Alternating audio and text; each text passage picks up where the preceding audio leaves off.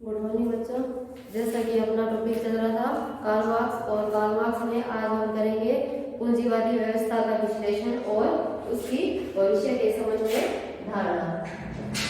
अपना विचार चल रहा था कार्ल मार्क्स, और इसमें हमारा कार्ल मार्क्स का आज हमने जो सिद्धांत करना है वो क्या है? पूंजीवादी व्यवस्था का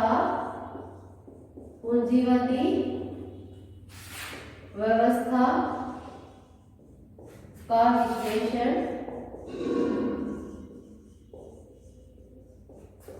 और उसकी भविष्य के संबंध में धारणा।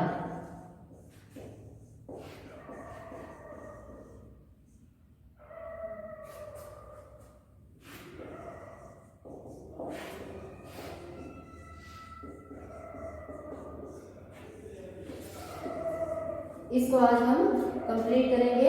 यानी क्या है, पहले हम बताएंगे कि कार्ल मार्क्स ने पूंजीवादी व्यवस्था के बारे में अपने क्या विचार रखे, और उसके पश्चात यानी हम इसकी आलोचना करेंगे। यानी कार्ल मार्क्स ने जो पूंजीवादी व्यवस्था के संबंध में और भविष्य के बारे में जो भविष्यवाणी की थी वो आलोचना का पात्र है यानी, या उसमें कौन कौन से आलोचना के प्रमुख बिंदु है। तो पहले हम करते हैं पूंजीवादी व्यवस्था का विश्लेषण और उसकी भविष्य के संबंध में धारणा। किसके अनुसार? कार्ल मार्क्स के अनुसार। तो सिंपल सा है, यानी क्या है, कार्ल मार्क्स ने क्या कहा था कि समाज में दो ही वर्ग होंगे और दोनों में क्या है, निरंतर संघर्ष रहेगा। संघर्ष के पश्चात जो कि क्या है, हम इसमें यही अध्ययन करेंगे कि संघर्ष के पश्चात क्या है, जो पूंजीपति संख्या में कम है। पूंजीपति संख्या में कम कैसे है? क्योंकि यानी उद्योगों का स्थानीयकरण, यानी क्या है, जो हमने अतिरिक्त मूल्य का सिद्धांत पढ़ा उसमें क्या है, पूंजीपति क्या है और अधिक पूंजीपति होते जाते हैं, और इससे क्या है, अतिरिक्त मूल्य जो है वो पूंजीपतियों के पास चला जाता है, और अतिरिक्त मूल्य के कारण पूंजीपति और अधिक पूंजीपति होते जाते हैं। तो क्या है, पूंजी का क्या है, कुछ ही व्यक्ति के हाथों में केंद्रीकरण हो जाता है, और क्या है, श्रमिक वर्ग का शोषण आरंभ हो जाता है। तो उसने कार्ल मार्क्स ने ये कहा कि पूंजीवादी जो संख्या में कम है क्या है, उनके अंत की संभावना व्यक्त की, और उसका अंत के उन्होंने दो कारण बताए। एक तो क्या है, उद्योगों का स्थानीयकरण, यानी क्या है, उद्योगों का यानी एक ही जगह पर या क्या है, अलग अलग स्थानों पर यानी उद्योग स्थापित करना, जिसके कारण क्या है, श्रमिकों में संगठन की भावना का विकास हुआ। और दूसरा क्या है, पूंजीपति अधिक धन की लालसा के कारण यानी क्या है, उनमें उनके विनाश के बीज स्वयं में ही निहित बदलाए। और क्या है, उन्होंने क्या कहा कि दोनों में संघर्ष रहेगा, और संघर्ष के पश्चात पूंजीपति का अंत और श्रमिक वर्ग का अधिनायकत्व। जो मैंने आपको पिछले सिद्धांतों में बता चुकी हूँ कि श्रमिक वर्ग का अधिनायकत्व यानी क्या है, साम्यवाद की कल्पना की थी, जिसमें क्या है, उसने क्या है, पूंजीपति के अंत की अवश्य संभावना को व्यक्त किया था और श्रमिक वर्ग की विजय की संभावना को व्यक्त किया था। इसके साथ ही उसने कहा कि इससे क्या है, यानी श्रमिक वर्ग यानी सर्वहारा वर्ग विहीन राज्य विहीन समाज की स्थापना का आदर्श रखा था, जिस राज्य में क्या है, सभी के साथ समानता का व्यवहार किया जाएगा, न शोषण होगा न शोषित होगा, और क्या है, सभी व्यक्तियों के साथ समानता का व्यवहार किया जाएगा। अब हम बुक की लैंग्वेज में करेंगे। यही है, यानी मेन थ्योरी यही है कि दोनों वर्गों में संघर्ष, और संघर्ष का कारण क्या रहे हैं। दोनों वर्गों से पूंजीपति और श्रमिक, या यूं कह लो, एक शोषक जो पूंजीपति है, दूसरा श्रमिक जो शोषित हो रहा है। इसी प्रकार हम इसके यानी पूंजीवादी व्यवस्था का विश्लेषण और उसकी भविष्य के संबंध में धारणा को हम यानी अनेक पॉइंटों के माध्यम से समझेंगे। पहला पॉइंट है पूंजी के केंद्रीयकरण का सिद्धांत, यानी इसमें पूंजी के केंद्रीयकरण का सिद्धांत, यानी जो मैंने अभी आपको बताया सारा वो क्या है, आगे हम इसको पॉइंटों में विभाजित कर देंगे। जैसा हमारा पहला पॉइंट कह रहा है कि पूंजी के केंद्रीयकरण का सिद्धांत, यानी क्या है, इसमें हम ये बताएंगे कि पूंजी का केंद्रीयकरण कैसे हो रहा है, यानी क्या है, केंद्रीयकरण और विकेंद्रीयकरण। इसके आपको पता होना चाहिए, आपने फर्स्ट ईयर और सेकंड ईयर क्लास में भी इसको पढ़ा है। यानी केंद्रीयकरण का क्या होता है, एक स्थान पर यानी कई, जैसे अब अपन कर रहे हैं पूंजीवादी व्यवस्था में इसमें उद्योग आएंगे तो क्या है, उद्योगों का एक ही स्थान पर केंद्रीकरण या उसका विकेंद्रीकरण, आगे क्या कह जाएंगे, उसका छोटे छोटे भागों में विभाजन, और उससे क्या है यानी सिद्धांत का अध्ययन करेंगे भी पूंजी के केंद्रीकरण के क्या कारण है और श्रमिकों के शोषण के क्या कारण है। जैसे पूंजीवादी अर्थतंत्र की एक विशेषता यह रही है कि इसके अंतर्गत यानी पूंजीवादी अर्थतंत्र, हम ये कहते हैं कि जब हम पूंजीवादी अर्थतंत्र के बारे में पढ़ते हैं तो हमें ये ज्ञात होता है कि इसकी ये विशेषता रही है कि जो पूंजीपति को धन प्राप्त होता है यानी उसमें केंद्रीकरण की प्रवृत्ति होती है। पूंजीवादियों में केंद्रीकरण किसके, धन के केंद्रीकरण की प्रवृत्ति किससे बढ़ती है, अतिरिक्त मूल्य के कारण। ये चीज ध्यान रखना, अतिरिक्त मूल्य के कारण। यानी क्या है कि पूंजीवादियों में केंद्रीकरण की प्रवृत्ति यानी क्या है, आर्थिक अर्थतंत्र की ये विशेषता है कि यानी अतिरिक्त मूल्य के कारण यानी जो पूंजीपतियों को लाभ होता है उससे क्या होता है, पूंजीपतियों के पास और धन आता जाता है और पूंजीपति क्या है और अधिक पूंजीपति होते जाते हैं। इस प्रकार क्या है, धन थोड़े से व्यक्तियों के हाथ में केंद्रित हो जाता है। इसी के साथ इसके बल पर पूंजी के केंद्रीकरण की क्रिया जारी रहती है। किसके बल पर, यानी क्या है, अतिरिक्त मूल्य के कारण, जो कि कार्ल मार्क्स का कहना है कि पूंजीपतियों द्वारा हड़प लिया जाता है, श्रमिकों को इससे वे कोई स्थान नहीं मिलता।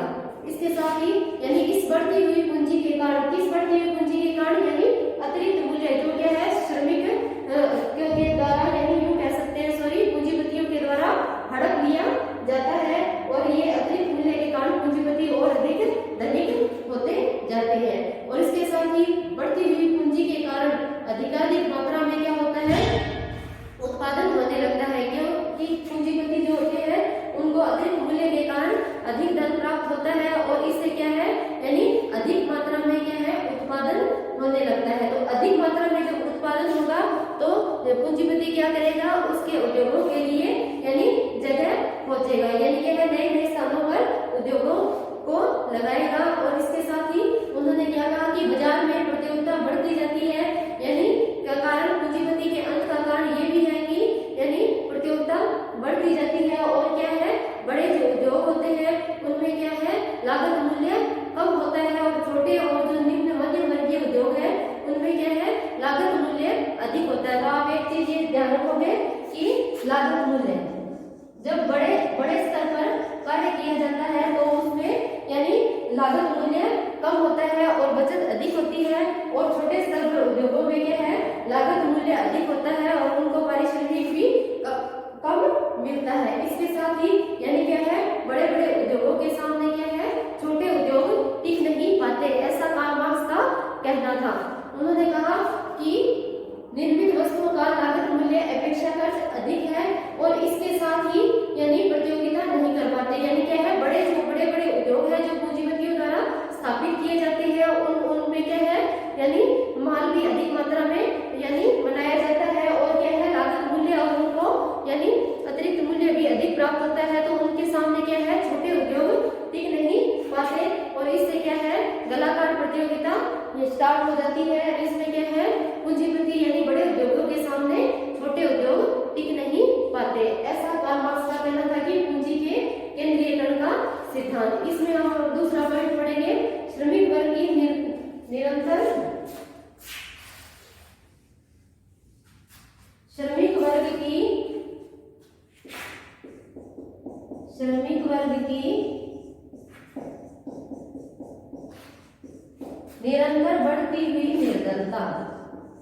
निरंतर बढ़ती हुई निर्धनता, व कष्टों का सिद्धांत।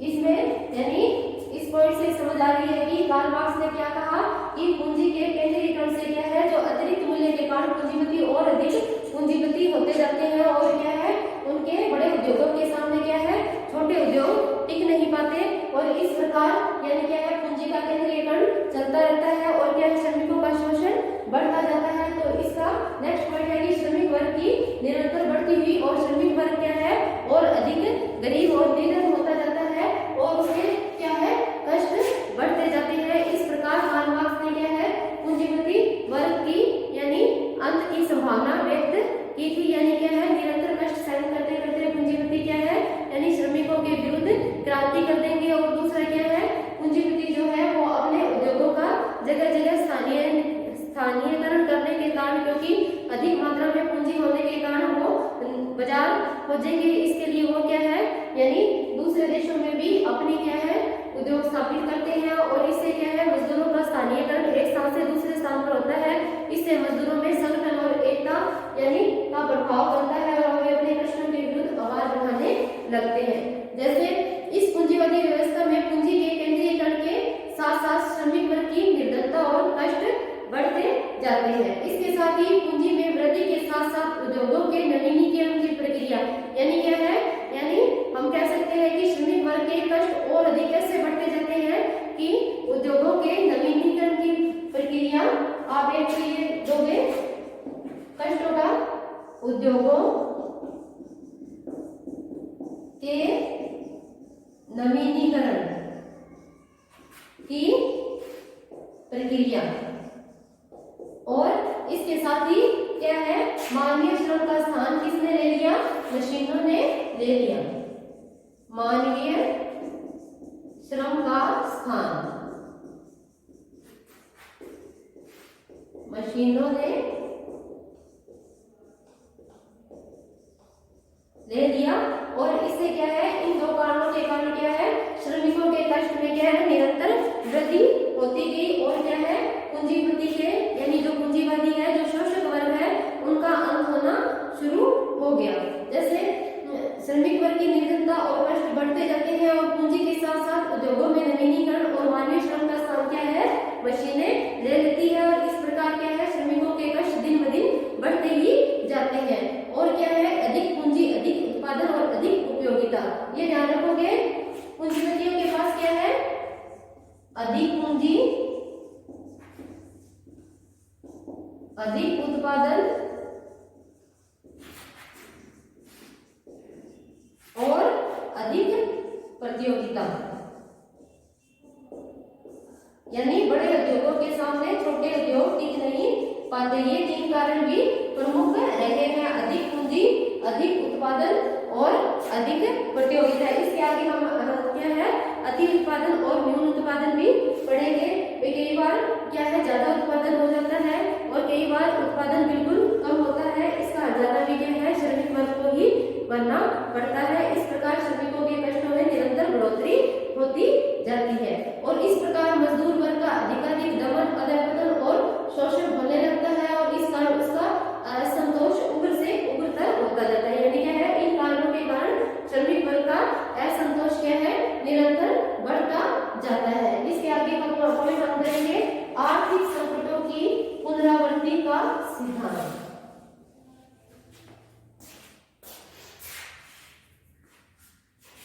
इसमें तीसरा पॉइंट है आर्थिक संकटों की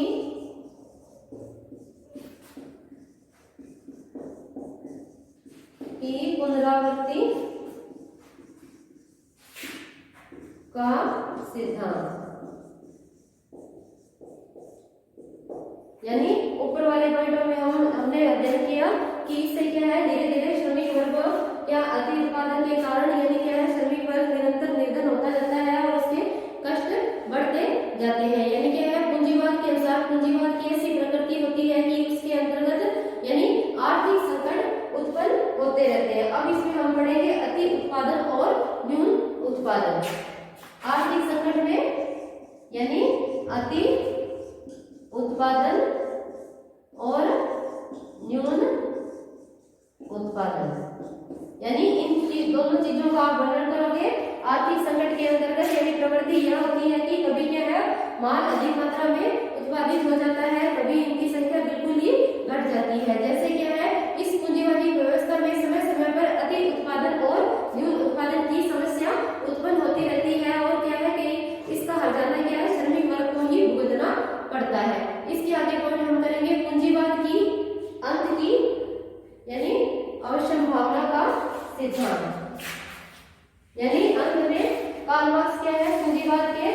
अंत की कल्पना करता है। चौथा पॉइंट हमारा है कि क्रम से करने ऐसे नहीं, पूंजीवाद का अंत पहले दिखा दो और केंद्रीयकरण का सिद्धांत आप बाद में लिखो। क्रम से लिखने पूंजीवाद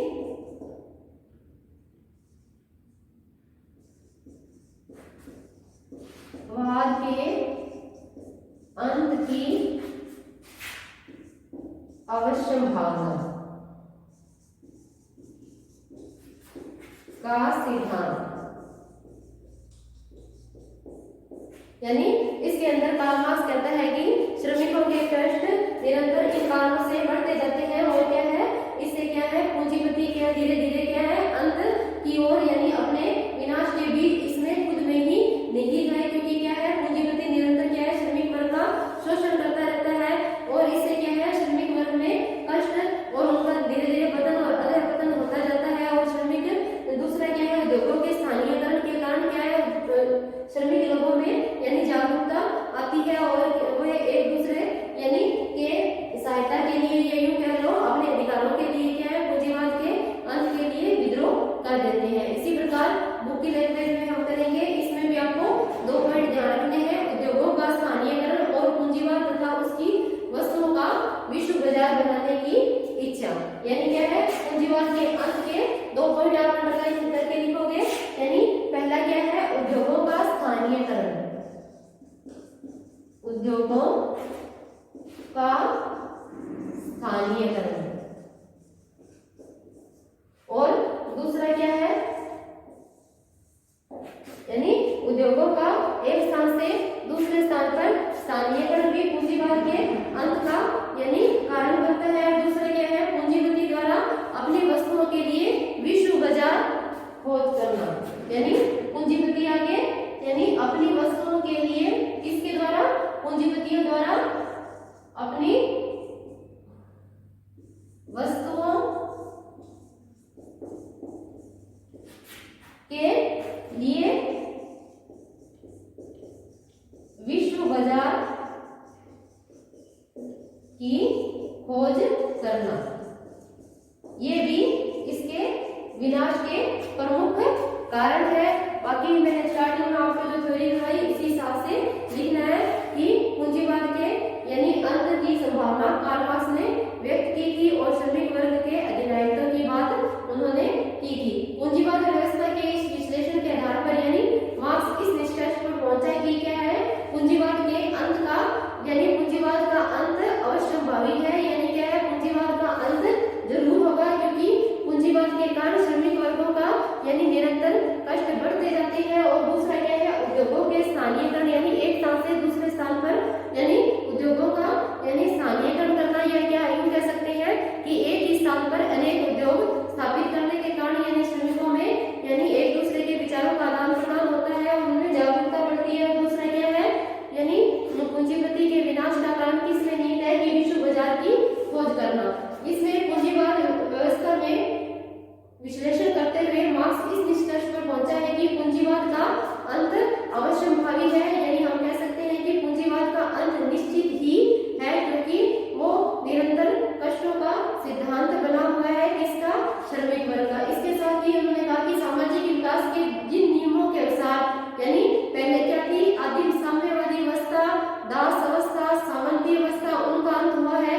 उसी प्रकार यानी कार्ल मार्क्स ने कहा है कि पूंजीवाद का अंत भी यानी अवश्य भावी है। इसके साथ ही उन्होंने कहा, क्या कहा, उद्योगों का स्थानीयकरण और पूंजी द्वारा अपनी वस्तुओं का विश्व बाजार बनाने की इच्छा भी उनके अंत का कारण बनती है। और इसके साथ क्या होते हैं, यानी मजदूर बहुत बड़ी संख्या में एक स्थान पर केंद्रित हो जाते हैं जिससे श्रमिकों का संगठित होना और उनके द्वारा पूंजीपतियों का विरोध करना आसान हो जाता है। किसके द्वारा, उद्योगों का स्थानीयकरण करने के कारण।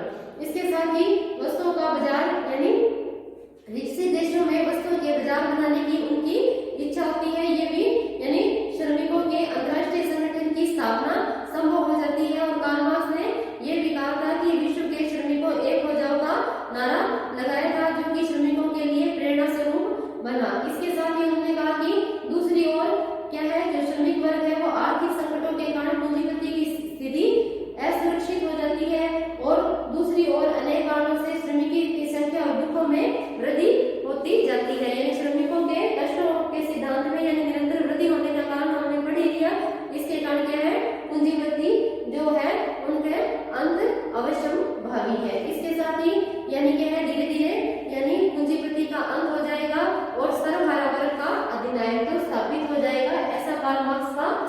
चुना था, यानी सर्वहारा वर्ग का अधिनायकत्व।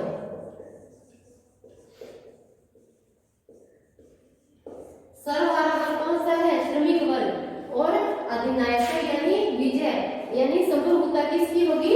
श्रमिक वर्ग की। यानी क्या है, कार्ल मार्क्स ने अपने इन पॉइंटों के द्वारा पूंजी के केंद्रीकरण से लेकर यानी क्या है श्रमिक वर्ग के अंत की संभावना को व्यक्त किया था।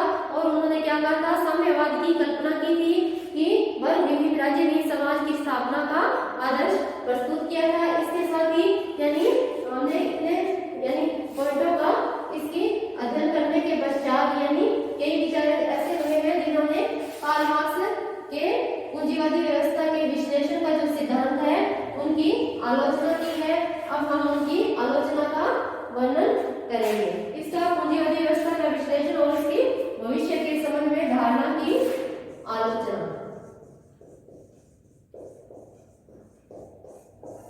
इसमें हम तर्क दे सकते हैं कि जरूरी नहीं है कि ये मार्क्स की कल्पना ये थी कि क्या है पूंजीवाद धीरे धीरे खत्म हो जाएगा, यानी एक वर्ग खत्म हो जाएगा और दूसरा श्रमिक वर्ग की विजय ही होगी। लेकिन अधिकांश विकसित देशों में क्या है श्रमिक वर्गों के लिए कई सुविधाएं उपलब्ध करवाई गई है और उनके काम करने के घंटे वेतन सब उनका निर्धारित किया गया है। तो जरूरी नहीं है कि श्रमिक वर्ग का पूंजीपति निरंतर शोषण ही करे।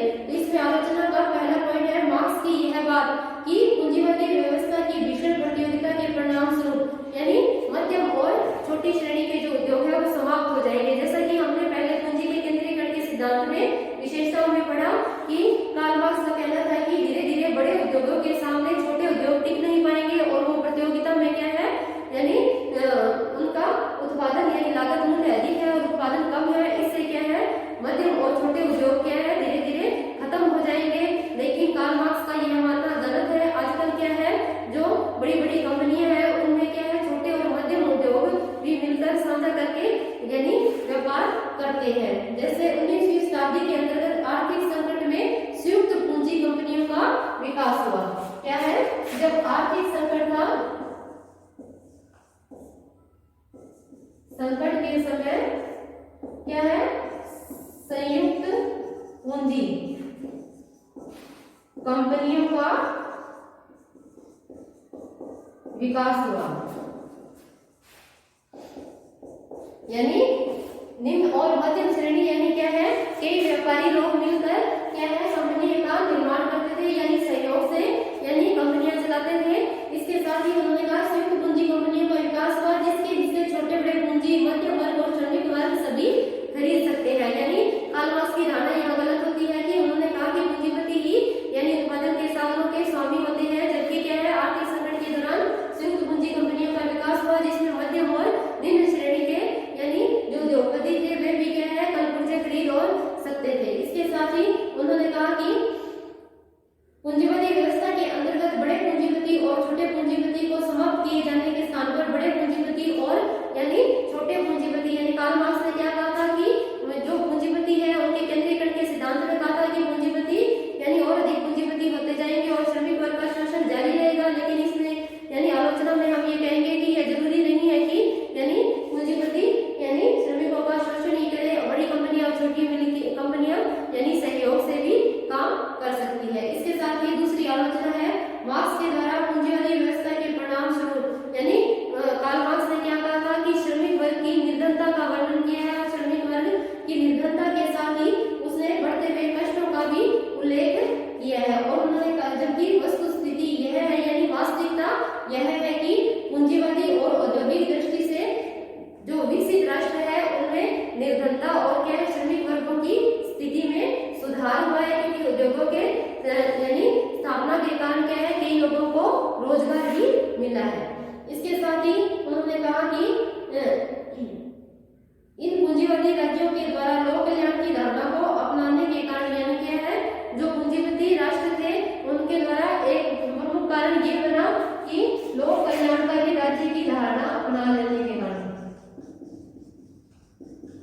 लोक कल्याणकारी राज्य की धारणा अपना लिए जाने के कारण यानी लोक कल्याणकारी में क्या है प्रत्येक व्यक्ति को व्यक्ति होने के नाते महत्व दिया जाता है, ना कि वो किस श्रेणी से है अमीर है या गरीब। तो दूसरा क्या है, पहले तो संयुक्त पूंजी कंपनियों का विकास जिसमें निम्न मध्यम और यानी उच्च सभी क्या है वर्ग के व्यक्ति मिलकर क्या है समानता के आधार पर यानी मिलजुल कर सहयोग की प्रवृत्ति से कार्य करते हैं। और दूसरा क्या है, लोक कल्याणकारी राज्य की धारणा अपना लिए जाने के कारण क्या है यानी विश्व जो के विकसित राष्ट्र है उनके द्वारा श्रमिकों में सहयोग की भावना का विकास किया गया है। उनके काम करने के घंटे, वेतन, बीमा सभी उनके लिए यानी कार्य करने के घंटे सभी निश्चित किए गए हैं।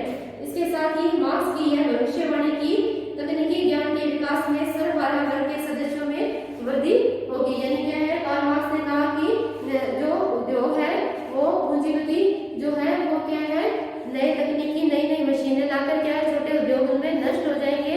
क्या उद्योगों के विकास के कारण उन्होंने क्या है सर्वहारा वर्ग जो शोषित वर्ग है श्रमिक वर्ग के विकास की संभावना यानी बढ़ जाने की संभावना व्यक्त की है, जबकि यह सत्य सिद्ध नहीं हुई है। तकनीकी ज्ञान की वृद्धि के कारण क्या है लिपिक पर्यवेक्षक यानी अवलोकन करता है, खोज करता है, उनको हम क्या कहेंगे पर्यवेक्षक। अध्यापकों, वकील, डॉक्टर, इंजीनियर जो मध्यम वर्ग है, टेक्नीशियन और कारखानों के प्रबंध वर्ग की संख्या में तेजी से बढ़ोतरी हुई है। यानी कार्ल मार्क्स का यह कथन गलत सिद्ध होता है कि सर्वहारा वर्ग के यानी श्रमिक वर्ग के सदस्यों में वृद्धि होगी। इसके साथ ही अगली आलोचना है कि 1929 और 1930 में जो आर्थिक संकट आया था उसमें क्या है यानी संकट के बाद इस प्रकार का कोई संकट नहीं आया है। पूंजीवादी व्यवस्था द्वारा अपने स्वरूप परिवर्तन के कारण आर्थिक संकटों की आशंका निश्चित रूप से कम हो गई है। यानी क्या है उन्होंने आर्थिक संकटों की जो पुनरावृत्ति की बात कही गई है तो ये क्या है यानी यह भी उनकी धारणा गलत सिद्ध हुई है। इसके साथ ही मार्क्स ने पूंजीवादी व्यवस्था के पूर्ण पतन की बात कही है। जो हमने पूंजीवादी व्यवस्था के विश्लेषण और भविष्य के संबंध में लास्ट पॉइंट किया था उसमें क्या था हमने लास्ट पॉइंट में किया था कि पूंजीवाद के अंत की संभावना व्यक्त करना। ये क्या है अंत की संभावना व्यक्त की थी जो कि सही प्रतीक नहीं होती है। उनके द्वारा इस बात को ध्यान नहीं रखा गया कि पूंजीपति में अपने आप को परिस्थिति के अनुसार परिवर्तित करने या ढालने की अपार क्षमता है। यानी क्या है समस्या का समाधान केवल पूंजीपति के अंत से ही कार्ल मार्क्स ने किया, लेकिन यह धारणा सही नहीं है।